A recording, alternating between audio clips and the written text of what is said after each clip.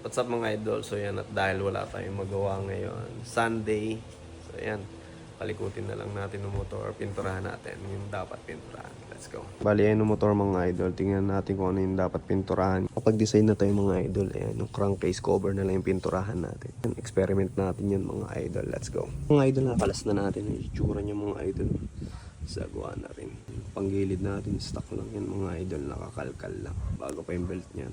Try na natin ito mga idol. Ito na mga idol, nalihan na natin yan. Lilinisan na lang natin mga idol, sasabunan natin yan para mawala yung mga langis at grasa. Para mas madaling kumapit yung spray mga idol, kasi kapag may grasa yan, hindi yan kakapit. Bugahan na natin. Yan mga idol, punasan muna natin. Tapos patuyuin na lang natin, tapos bubugahan na. Ayan na mga idol, patuyuin na lang natin yan.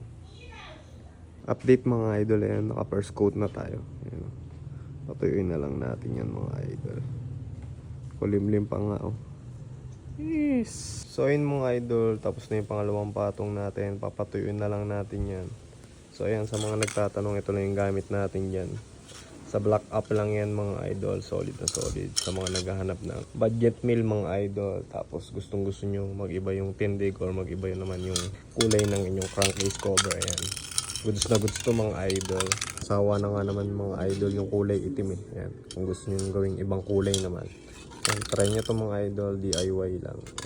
Pasipagan lang sa paglilihayan mga idol, tayo medyo tamad. Kaya medyo hindi siya maganda at 100% nung nalabasan. Pero goods na rin mga idol, maiba lang. Mamaya kabit na lang natin mga idol, pakitan natin. So yun mga idol, kabitan na. Ayun yung kinalabasan nyo. Hindi lang natin napinturahan to ng itim. Sayang. So yun, ginabi na tayo eh. Madilim na rin. Mga idol, bago natin ibalik, nilinisan natin yan.